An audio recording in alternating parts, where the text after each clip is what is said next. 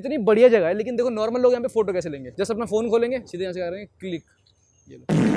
लेकिन आपको दिखाऊंगा एक बहुत ही बढ़िया तरीका आपको फोटो कैसे लेनी है। मान लो यहाँ पे आपको दिख रहा है यार ये दीवार है, तो इसके साथ इंटरेक्ट करो यार, इस दीवार को लीन करो थोड़ा सा उधर जाके, एंड आगे मुझे दिख रही है पत्तियां, तो इनको मैं फोरग्राउंड में लूंगा एंड मैं अपने फोन को स्विच करूंगा पोर्ट्रेट मोड में। ठीक है, आप फोटो देखो कितनी बढ़िया आ रही है। अब मुझे फुल भी फोटो लेनी है अगर मान लो, तो मैं इसी फ्रेम पे क्या करूंगा, जस्ट यहाँ से आऊंगा और ये देखो कितना क्लीन एस्थेटिक फ्रेम मिल रहा है। अब देखो आपकी फोटो यहाँ से यहाँ पहुंचे और हमने किया क्या, जस्ट बैकग्राउंड के साथ इंटरेक्ट किया। और यही चीज 80% लोग अपने फोन से फोटो क्लिक करते टाइम मिस कर देते हैं। देखो ऐसी छोटी छोटी चीजों से ना हमारी बोरिंग फोटो भी अमेजिंग बन सकती है। ऐसे ही आप अपने फोन से किसी भी फोटो क्लिक करते टाइम और अच्छा कैसे क्लिक कर सकते हो, यही आपको इस वीडियो में बताऊंगा। मतलब इसको आप मोबाइल फोटोग्राफी टिप्स भी बोल सकते हैं। एंड इस वीडियो में ऐसे आपको टोटल 5 टिप्स दूंगा, तो वीडियो बहुत इंटरेस्टिंग होने वाली है। So let's go. देखो अपने फोन से फोटोग्राफी करते हुए आपको सबसे पहले अपने फोन की लिमिटेशंस को ना समझना पड़ेगा, क्योंकि आपका फोन है इतना कॉम्पैक्ट साइज है, तो वो कोई डीएसएलआर तो है नहीं, उसमें लिमिटेशन तो होगी। तो आपको बेसिकली ना उन लिमिटेशंस को माइंड में रखते ही अपनी फ्रेमिंग करनी है या फोटो वगैरह क्लिक करनी है। वैसे इस वीडियो में मैं जो फोन यूज करने वाला हूँ फोटोज क्लिक करने के लिए, वो है ये Vivo का V60, जो कि अभी नया लॉन्च हो रहा है। इसके अंदर बेसिकली 3 कैमराज है। इसका मेन कैमरा भी 50 मेगापिक्सल का है एंड टेलीफोटो भी 50 है, एंड एक अल्ट्रा वाइड लेंस भी जो कि 8 मेगापिक्सल का है, एंड फ्रंट में जो कैमरा वो भी 50 है। So I think it's a good camera phone, इससे फोटो क्लिक करने में मजा आएगा। Let's go. देखो सबसे पहली चीज है पोर्ट्रेट मोड। मोस्टली लोग अपने फोन को ना पोर्ट्रेट मोड का गलत इस्तेमाल करते हैं। जैसे मान लो उनको पोर्ट्रेट मोड यूज करना है, पर वो बैकग्राउंड क्या चूज करते हैं, पीछे देखो बिल्कुल व्हाइट स्काई है, मान लो ये पोर्ट्रेट मैंने कर भी दिया, तो बैकग्राउंड में कुछ है ही नहीं, वो ब्लर क्या करेगा, ऑलरेडी बैकग्राउंड बिल्कुल प्लेन है। बल्कि आपको पोर्ट्रेट मोड कहां पे यूज करना है ये आपको बताता हूं। ये देखो यहाँ पे आपको बहुत सारे पेड़ दिख रहे हैं और पेड़ के थ्रू ना लाइट आती दिख रही है, मतलब हल्के हल्के व्हाइट पैचेस दिख रहे हैं। यहाँ पे आपके फोन का ना पोर्ट्रेट मोड सबसे बेस्ट आउटपुट देगा। मैं आपको दिखाता हूँ, सब कुछ सेम है, फोकल लेंथ सेम है, फोन भी सेम है, लेकिन अब देखना आप ये वर्सेस ये फोन का पोर्ट्रेट मोड कहां पे यूज करना है ये आपको पता लग गया, लेकिन कैसे यूज करना है ये आपको अभी बताता हूं। देखो बहुत ही सिंपल, आपको बस फोटो सेट के यहाँ पे पोर्ट्रेट में आना है, ये आपको पता ही होगा, लेकिन यहाँ पे भी बहुत सारी सेटिंग्स है। सबसे पहले आपको हर फोन में ना पोर्ट्रेट के ऑप्शंस मिलते हैं, तो यहाँ पर आपको अपर्चर मिलता है, इसको आप कम ज्यादा कर सकते हो। जितना आप इसको कम करोगे ना उतना आपका बैकग्राउंड डेप्थ ज्यादा होगा, बैकग्राउंड ब्लर ज्यादा होगा, और जितना आप इसको बढ़ाओगे बैकग्राउंड ब्लर उतना कम होगा। तो मेरे पास जो फोन है इसमें जाइस के मल्टीफोकल पोर्ट्रेट्स मिलते हैं, एंड इसलिए यहाँ पे बहुत सारे बोके मोड्स भी है, तो मैं अपना बोका भी कंट्रोल कर सकता हूँ। जैसे आपको दिखाता हूँ, इसके अंदर एक तो नेचुरल बोके है जो हर फोन में होता है, फिर इसमें है जाइस का बायोटर, एंड फिर देखो ये है बी स्पीड, फिर सोनार, प्लानर, एंड डिस्टेंस थोड़ा सा पेंटागन शेप के बुके हैं। एंड यहाँ पे क्या है ना, बोके के साथ साथ एक लेंस फ्लेयर भी आता है, ये आई थिंक पूरा सॉफ्टवेयर लेवल पे काम करता है। एंड फिर एक सिनेमैटिक मोड भी है जिसमें हम ऐसे में फोटो खींचते हैं। एंड ये देखो जाइस ने अपने फेमस लेंसेज के वो इफेक्ट ने रेप्लिकेट करके इस फोन के अंदर डाल दिया, एंड इसलिए फोटो इतनी मस्त आ रही है। और पोर्ट्रेट मोड में अपने ब्लर की इंटेंसिटी एंड इफेक्ट सेलेक्ट करने के बाद आपके पास ऑप्शन आता है फोकल लेंथ का, क्योंकि फोन के अंदर जो 3 कैमरा इनको आप यूज कर सकते हो पोर्ट्रेट के लिए। जैसे यहाँ पर देखो बहुत सारी फोकल लेंथ मिल रही है, देखो 23 mm जो कि वाइड है बिल्कुल। जितना आप फोटो को वाइड क्लिक करोगे ना आपका सब्जेक्ट उतना छोटा दिखेगा फोटो में। ये 23 mm में परफेक्ट होता है आपकी इन्वायरमेंटल फोटो के लिए, जहाँ पे आपको बैकग्राउंड पूरा दिखाना है एंड सब्जेक्ट दिखाना है, बैकग्राउंड कैसे इंटरेक्ट कर रहा है। तो यहाँ पे देखो जैसे ये, फिर आपका 35 थोड़ा हल्का सा क्लोज चला जाता है, ठीक है। अगर आपको फुल लेंथ फोटो लेनी है अपनी, 50 भी आपकी फुल लेंथ फोटो के लिए परफेक्ट रहता है। फिर आता है आपको 85 जो कि क्लोज अप फोटो के लिए परफेक्ट होता है, जैसे मैं क्लोज जाऊंगा देखो। एंड फिर लास्टली आपका 100 mm जिससे आप बिल्कुल हेड शॉट ले सकते हो, मतलब बहुत ही क्लोज एक्सट्रीम क्लोज शॉट लेना आपको। जैसे मान लो ये देखो, वाह ये देखो कितनी बढ़िया फोटो आ रही है इससे।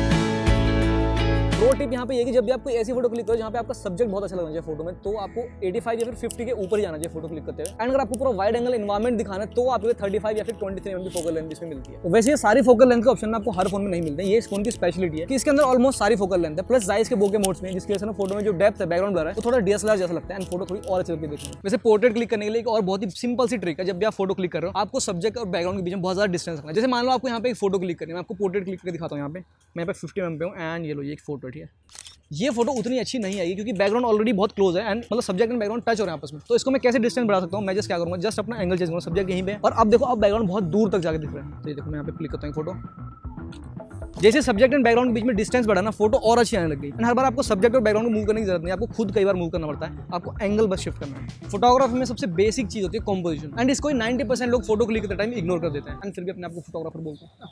अब देखो कंपोजिशन होता क्या है कि बेसिक आपका जो शॉट है उसको आपने कैसे कंपोज किया, मतलब आपके शॉट में क्या क्या दिख रहा है, आपके फ्रेम में जितने भी एलिमेंट्स दिख रहे हैं उनको आपने कहां पे प्लेस किया है, आपकी फोटो कितनी अच्छी लगेगी ये इस पे डिपेंड करता है। वैसे कंपोजिशन बहुत ही बड़ा टॉपिक है, लेकिन आपको कंफ्यूज नहीं होना, आपको बस सिंपल सी 3 चीजें याद रखनी। कंपोजिशन के बस बेसिक 3 रूल है जो आपके हर कहीं काम आएंगे। Number 1 rule of thirds. Rule of thirds का सही से यूज करने के सबसे पहले अपने फोन में आपको ग्रिड्स ऑन करना है, एंड वो कैसे करना है आपको जैसे यहाँ पे आना सेटिंग्स में, एंड यहाँ पे दिखा ग्रिड लाइन्स, ठीक है। देखो ग्रिड्स ऑन करते हैं आपके फोन की कैमरा ऐप में ना ऐसे मतलब 9 पीस में डिवाइड हो जाएगा, देखो 1 2 3 4 5 6 9 8। तो आपको किसी भी एक इंटरसेक्टिंग पॉइंट पर अपने सब्जेक्ट को रखना है। अभी आपको यूज कैसे करना है रियल लाइफ में आपको दिखाता हूँ। ये हमारा सब्जेक्ट के सामने, ये हम एक फोटो क्लिक कर रहे हैं। नॉर्मल लोग ना फोटो क्या करते हैं, सब्जेक्ट को सेंटर में रख के खींचते हैं, जो कि ठीक है, मोस्टली नॉर्मल लोग ऐसे ही फोटो क्लिक करते हैं। लेकिन अगर आप थोड़ा सा लेवल अप करो, मैं क्या करूँगा, नितिन को एक थर्ड्स पे रखूंगा। देखो ये जो इस साइड का थर्ड है इधर रखूंगा, नितिन सामने उधर देखना, ठीक है। अब यही फोटो देखने में ज्यादा इंटरेस्टिंग लग रही है क्योंकि हमने जस्ट एक साइड स्पेस छोड़ दिया, लेकिन आपको स्पेस किस साइड छोड़ना है ये भी आपको दिखाता हूँ कैसे चूज करना है आपको। जिस डायरेक्शन में हमारा सब्जेक्ट देख रहा है, जैसे मान लो वो उधर देख रहा है, वो उधर देख रहा है तो हमने उधर स्पेस छोड़ दिया। अब मान लो नितिन इधर देख रहा है, एक बार इधर देखना, तो हम क्या करेंगे, अब हम इधर स्पेस छोड़ देंगे, देखना। सो बेसिकली जहाँ पे भी हमारा सब्जेक्ट है उसकी आई जहाँ पे भी जा रही है हमें उसको ही फॉलो करना है, एंड जिधर भी वो देख रहा है उधर का स्पेस छोड़ना है। सेकंड जो आपका कॉम्पोजिशन का रूल है वो है बैलेंस, मतलब आपके फ्रेम में जो लेफ्ट साइड है वही राइट साइड होना चाहिए एंड जो ऊपर है वही नीचे होना चाहिए। जैसे मान लो यहाँ पे ये हमारा एक सब्जेक्ट है, हमें एक फोटो क्लिक करनी है, ये देखो नॉर्मली लोग क्या करेंगे, ऐसी फोटो क्लिक करेंगे इसको सेंटर में रखें, बट हमें आसपास देखना है कि हमें लाइंस कहाँ पे मिल रही है, जस्ट जिनको हम दो पार्ट में डिवाइड कर सकें। जैसे ये कोना दिख रहा है हमें इस बिल्डिंग का, जस्ट इस कोने को अगर हम शूट करें एंड वो भी बिल्कुल सेंटर में रखें, देखो जहाँ पे फ्रेम का बिल्कुल सेंटर है ना, ये लाइन वहीं पे आ रही है बिल्डिंग की, ये देखो, ये देखने में ज्यादा प्लीजिंग लगेगा। ये नॉर्मल फोटो है, यहाँ पे आपने कोई भी रूल अप्लाई नहीं किया बैलेंस वाला, लेकिन यहाँ आपने बैलेंस अप्लाई कर दिया, तो ये फोटो देखने में ज्यादा अच्छी लग रही है। लास्टली आपको ध्यान रखना है लीडिंग लाइंस का। अब लीडिंग लाइंस क्या होती है आपको अभी दिखाता हूँ। जैसे मान लो हमारे सामने ये एक ब्रिज है एंड इसकी दो साइड से ये दोनों जाके एक तरफ जाके मिल रही है। अब जहाँ पे ये दोनों लाइनें मिल रही है, अगर इसके सेंटर में सब्जेक्ट को रखूँ तो बहुत अच्छी फोटो हमारी आएगी। जैसे आप ये देखो, ये दोनों साइड से लाइनें निकल रही है एंड बिल्कुल सेंटर में, और सेंटर में ही हमारा सब्जेक्ट है। तो अब इसकी फोटो क्लिक करते हैं, थोड़ा सा और जूम करते हैं 50 mm। देखो लीडिंग लाइंस में फोटो में अच्छी इसलिए लगती है क्योंकि आपके सब्जेक्ट की तरफ आपको वो लीड करती है। जैसे देखो ये दोनों लाइंस है, ये लाइन हमें इधर लेके जा रही है, ये लाइन हमें इधर लेके जा रही है, एंड जहाँ पे वो लेके जा रही है वहाँ पे हमारा सब्जेक्ट है। तो जब भी आपको आसपास कोई ऐसी जगह दिखे जहाँ पे ना दो लाइंस लीड कर रही है, जैसे मान लो रोड की दो साइड्स हो गई, जैसे देखो ये रोड की दो साइड्स हो गई, या फिर ट्रेन की दो पटरियाँ जा रही है ऐसे, या फिर जैसे ब्रिज जा रहा है, तो हमेशा आपको यहाँ पे फ्रेमिंग कैसे करनी है, सब्जेक्ट को बिल्कुल सेंटर में रखना है एंड फिर आपको फोटो क्लिक करनी है। जैसे ये देखो, ये है अल्ट्रा वाइड और मैं जा रहा हूँ 10x आगे। लेट्स सी कैसी फोटो आती है। देखो इस फोन में ना एक और बहुत ही कमाल की चीज़ है जो कि मुझे बहुत अच्छी लगती है, एंड वो है AI पोर्ट्रेट। जो वीवो का भी X100 FE मैंने आपको दिखाया था, वो सेम चीज़ आपको इस फोन में मिलती है एंड ये उससे सस्ता है। मतलब जिसका बजट X100 FE लेने का नहीं है तो ऑब्वियसली भाई ये वाला फोन ले सकते हैं। मैं आपको बताऊँ कैसे एक्सेस करना है इसको। जस्ट हम यहाँ पे आएंगे पोर्ट्रेट में, ऊपर देखो AI, एंड यहाँ पे आपको ये 4 सीजन मिलते हैं। नेटवर्क नहीं इसमें, वाईफाई डालो प्लेस में, इसके लिए इंटरनेट जरूरी है। सो देखो यहाँ पे एक ऑप्शन है हमारे पास स्प्रिंग का, यहाँ पे ट्राई करते हैं पहले खींचने। हाथ ऐसे फैला दो भाई, शाहरुख खान, ठीक है। फिर अभी देखना ये है हमारे पास एक, ये है समर, ठीक है, और फिर ये है एक ऑटम, इसमें बहुत बढ़िया आएगी ऑटम क्योंकि यहाँ पे बैकग्राउंड वैसा बिल्कुल पेड़ों वाला। और अब लास्टली एक विंटर भी इसमें, जिससे कि बिल्कुल ये मनाली बन जाएगा। तो भाई साहब ऐसी एस्थेटिक वाइड एंगल फोटोज डालते हुए आपने लोगों को देखा होगा, लेकिन आप जब फोटो क्लिक करते हो आपकी फोटो आती है ऐसी, क्योंकि 90% लोग अपने फोन में जब वाइड एंगल कैमरे से फोटो खींचते हैं वो क्या करते हैं, अपना फोन खोला, अल्ट्रा वाइड पे किया और लो फोटो ऐसे क्लिक कर ली। ऐसी फोटो वाइड एंगल की बजाय 1x से ज़्यादा अच्छी आती है, लेकिन वाइड एंगल पे कैसे आपको फोटो लेनी वो आपको दिखाता हूँ। So basically wide angle photos की ट्रिप ये है कि आपको फोटो हमेशा लो एंगल से क्लिक करनी है। जैसे आप ये देखो, ओके, ये देखो जितना मैं लो जाऊँगा फोटो उतनी चाहिए, एंड आपको सब्जेक्ट में ज़्यादा दूर रखना नहीं है क्योंकि वाइड एंगल फोटो जूम उतनी ज़्यादा हो ही नहीं है, तो आपका सब्जेक्ट ऑलरेडी पास होना चाहिए। कितनी बढ़िया फोटो है, लेकिन जस्ट मैं इसको अगर नॉर्मल एंगल पे लूँ अपने आई लेवल से इस फोटो को, तो ये फोटो ऐसी आएगी। अब आप खुद देखो इस फोटो के मुकाबले ये फोटो कितनी ज़्यादा अच्छी लग रही है। बेसिकली वाइड एंगल फोटो जब भी क्लिक कर रहे हो, जब भी आपको कहीं दिखे कि यार मेरे को वाइड में फोटो क्लिक करनी है, तो आपको पहले तो आसपास कोई मस्त बिल्डिंग हो या कोई बड़ा सा सब्जेक्ट हो जिसको आपको कवर करना है, एंड फिर आपको लो एंगल जाना। जैसे मान लो आप गाड़ी की फोटो क्लिक करो, मान लो ये हमारे पास गाड़ी है, यहाँ पर मैं फोटो क्लिक करनी है इसकी। सो नॉर्मल ऐसी फोटो खींचने की बजाय मैं क्या करूँगा, यहाँ पर आऊँगा थोड़ा पास, थोड़ा सब्जेक्ट के पास एंड थोड़ा low angle, and look at this, ये देखो स्काई भी दिख रहा है, सब कुछ दिख रहा है परफेक्ट, एंड सब्जेक्ट हमारा पूरा दिख रहा है। देखो अल्ट्रा वाइड फोटो में डिटेल्स इसमें काफी अच्छी आ रही है फिर भी, जबकि इसका कैमरा सिर्फ 8 मेगापिक्सल का है, बट आई थिंक वो AI से प्रोसेस करते हैं, एंड फाइनल फोटो बहुत ही अच्छी लगती है। देखो ये तो था हमारा लो एंगल। अब आपको टॉप एंगल दिखाता हूँ। अगर आप टॉप एंगल यूज करना चाहते हैं अपना वाइड एंगल कैमरा, तो कैसे आपको करना है। अगर आप टॉप एंगल शूट करो तो आपको अपने सब्जेक्ट के फेस के बिल्कुल पास जाना, तब आपकी फोटो अच्छी आएगी। देखो जैसे मान लो बहुत दूर से खींचता है फोटो, तो ये उतनी अच्छी नहीं लगेगी, लेकिन जैसे मैं पास जाऊँगा,